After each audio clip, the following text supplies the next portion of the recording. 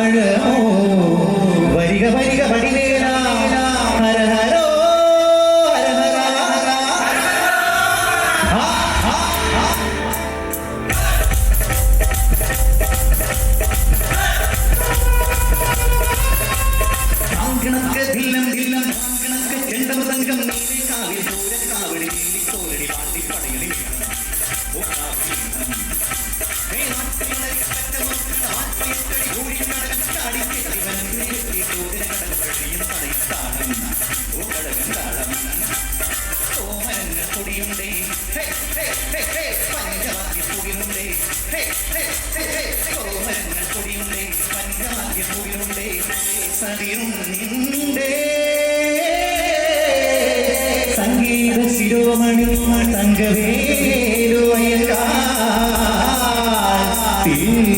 മോഹനാമ്പാൾ ഒരു പൊയ്ച്ചാൽ കുതിരനെ തനിച്ചിരുന്നുറങ്ങുന്ന വെങ്കിടേശ. വെങ്കിടേശ